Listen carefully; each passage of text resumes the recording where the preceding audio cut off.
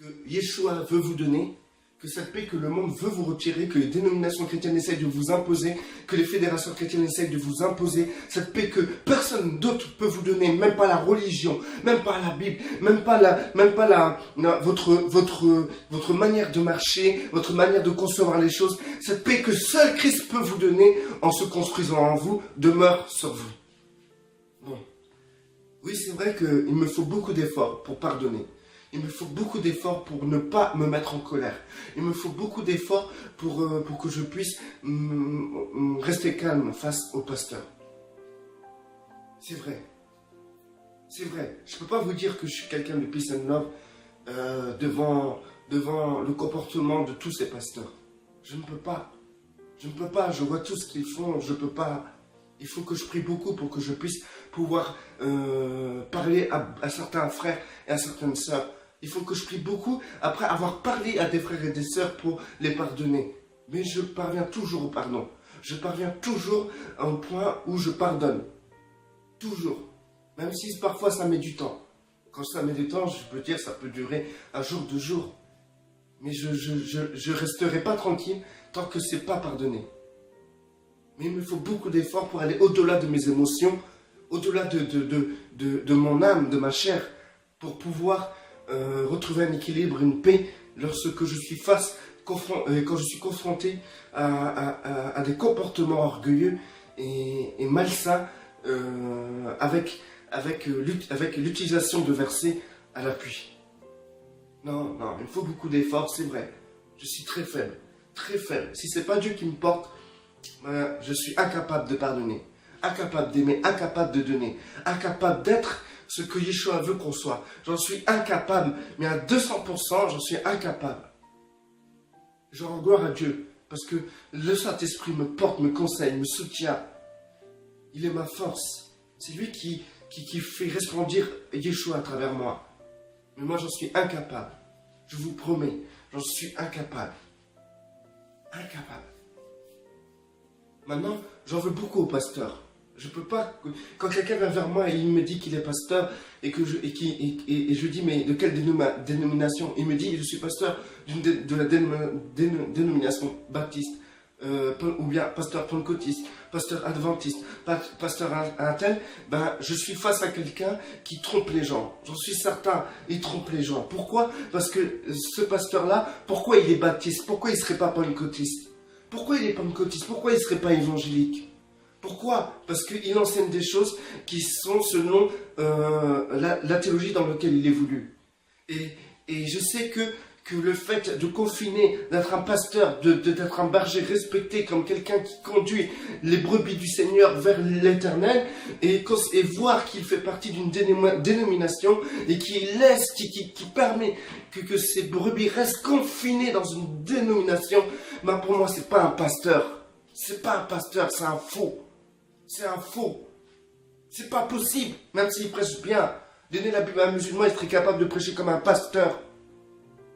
Soyez honnête envers vous. C'est pas possible. Je vous pose la question, pasteur. Pourquoi vous restez dans des dénominations si vous êtes appelé à diriger les brebis? Pourquoi tu restes pasteur baptiste? Pourquoi tu ne serais pas pasteur pentecôtiste? Pourquoi tu ne serais pas pasteur évangélique ou d'être pasteur pentecôtiste? Pourquoi tu restes confiné dans une théologie? Pourquoi tu restes confiné dans une dénomination et tu ne vas pas, tu amènes tes brebis à respecter la dénomination dans laquelle tu es? Pourquoi tu n'enseignes pas la vérité à tes brebis en disant que les dénominations ne viennent pas de Dieu? Car quand on voit toutes ces multiples dénominations et qui sont divisées les uns les autres, eh ben on participe à cette division. Et la division est charnelle. Comme Paul a dit, un tel il est de lui, un tel il est de lui, un tel il est de Paul, un tel est d'Apollos. Mais ça, c'est un comportement charnel. Au lieu de dire un tel il est d'Apollos, un tel il est de Paul, un tel il est d'un tel. Et que Paul il dit comme ça c'est un comportement charnel d'agir comme ça. Dans ces cas-là, quand vous dites moi je suis pentecôtiste, pasteur pentecôtiste, moi je suis pasteur baptiste, moi je suis pasteur évangélique, vous ne croyez pas que c'est charnel cela? Et vous êtes censé ramener les brebis, garder le troupeau. Vous gardez le troupeau pour une fédération, pas pour Dieu. Réveillez-vous. Et vous, troupeau, pourquoi vous n'ouvrez pas les yeux? Pourquoi vous faites confiance à un pasteur qui vous confine et qui vous garde dans une fédération? Ne voyez-vous pas que c'est le piège de l'ennemi? Ne voyez-vous pas que c'est l'ennemi qui veut que vous restiez confinés dans une dénomination opposée à d'autres dénominations pour que vous soyez divisés les uns les autres? Christ est mort pour qui? Pour les baptistes ou les pentecôtistes? Réveillez-vous. Il faut avoir du bon sens. Réveillez-vous. Le vrai pasteur sortira les brebis des dénominations. Le vrai pasteur sortira les brebis des fédérations. Il arrachera les brebis de la division pour les unir en un seul nom, celui de Yeshua. Il arrachera les âmes. Il arrachera les brebis entre les griffes des fédérations démoniaques qui a pour chef Satan. Parce que Christ n'a rien à voir avec cela. Christ n'a rien à voir avec ça. Et vous dites, oui, mais dans l'Ancien Testament, dans le Nouveau Testament, on voit bien des églises, on voit bien une organisation. Mais vous voyez quelle organisation? Vous voyez une fédération quelque part dans l'Acte des Apôtres ou dans les autres livres du Nouveau Testament? Ce qu'on voit, c'est simplement des chrétiens qui font partie d'une ville. Les chrétiens de Sardes, c'est une ville. Les chrétiens de Philadelphie, c'est une ville. Les chrétiens de Pergame, c'est une ville. Les chrétiens d'Éphèse, c'est une ville. Les chrétiens de Corinthiens, c'est une ville.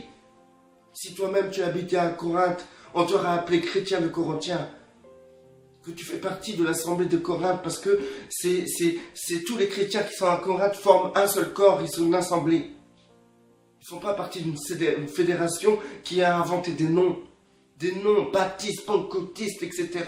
Non, même lorsque Yeshua parle aux églises dans l'Apocalypse, il dit à l'assemblée de Sardes, de Pergame, à l'assemblée de Philadelphie, à l'assemblée de Laodicée. C'est-à-dire, il parlait aux chrétiens dans les villes dans lesquelles ils vivaient. Si tu es un chrétien de Paris, dans ces cas-là, si tu es un chrétien et tu habites à Paris, tu ne fais pas partie de la fédération des pentecôtistes, ni de la fédération de baptistes, ni de la fédération d'un tel, ou ni des adventistes, etc. Non, tu es simplement devant Dieu un chrétien de Paris. Un chrétien de Paris, qui fait partie de tous les chrétiens qui habitent à Paris.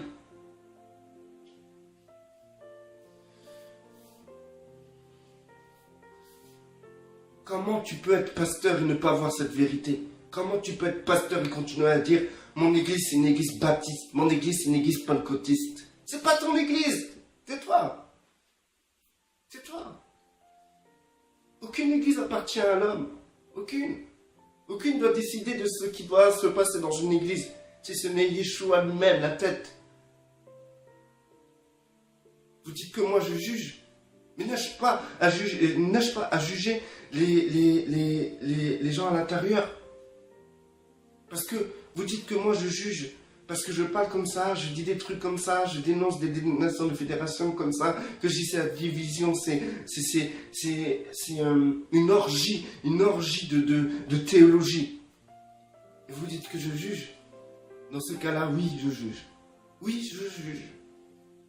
Car l'homme spirituel juge de tout. Et mon jugement ne vient pas de ma chair, mais de l'esprit. Pourquoi? Parce que l'esprit me pousse à parler ainsi. Pourquoi l'esprit me pousse à parler ainsi? Parce qu'en fait, il y a des gens qui sont appelés à ouvrir les yeux. C'est pas pour les gens qui veulent garder leur statut baptiste, leur statut pentecôtiste. Non, je ne parle pas à ces gens-là. Je parle aux gens qui sont appelés à ouvrir les yeux. Donc, si je juge, ce n'est pas un homme. Je ne juge pas un homme. Je juge des structures. Je juge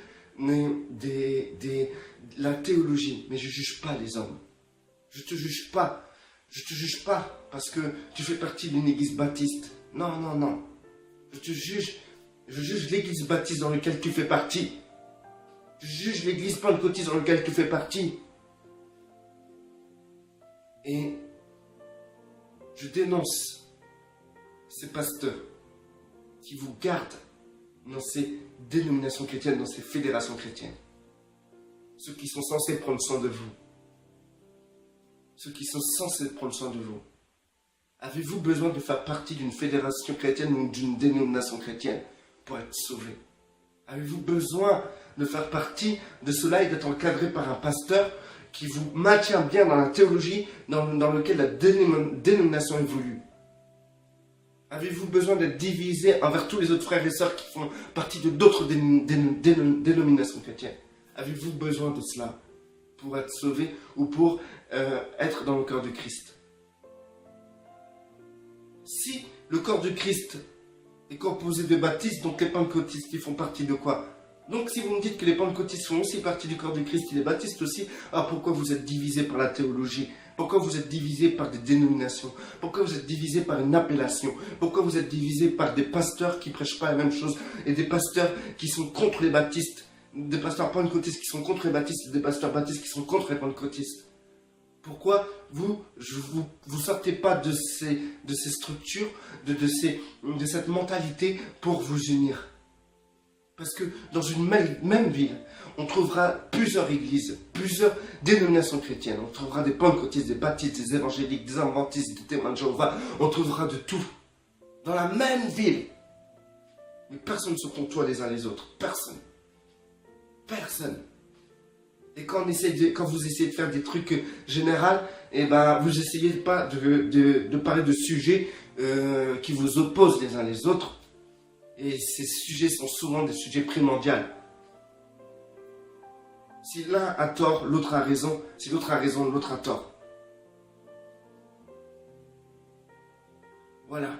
Donc ces pasteurs qui enseignent dans les dénominations chrétiennes, les fédérations chrétiennes, et qui maintiennent les brebis dans ces fédérations-là, sont-ils de vrais pasteurs? Sont-ils vraiment appelés? Regardez en Afrique le cirque qui se passe avec toutes ces dénominations, avec tous ces pasteurs. C'est un cirque. Aux États-Unis, c'est un cirque. C'est un cirque partout. Et tout ce qui découle de l'église évangélique et de la fédération évangélique touche l'Afrique et ça devient un cirque. C'est des cirques. Dieu n'a rien à voir avec ça. Si tu es honnête envers toi-même, regarde autour de toi. Veux-tu participer à cela? Veux-tu participer à cela? Veux-tu te rendre coupable de cela en adhérant à cela? Veux-tu être divisé dans le corps du Christ? Parce que, soi-disant, tu es baptiste, tu dois pas... tu vas pas dans des églises pentecôtistes. Soi-disant, tu es pentecôtiste, bah, tu trouves que les baptistes, ils ont tort dans leur théologie, donc tu vas pas dans leur assemblée. Et si tu es dans une assemblée que ça te plaît pas, la doctrine, bah, tu t'en vas et tu vas essayer d'autres dénominations. Et quand tu trouves une dénomination qui va plus dans ta manière de voir charnelle, eh ben tu y demeures. C'est n'importe quoi, c'est un vrai cirque. Que Dieu vous ouvre les yeux. Que celui qui est béni reste béni. Que celui qui n'est pas béni soit béni. Au nom de notre Seigneur Yeshua, pour la gloire de Dieu seul.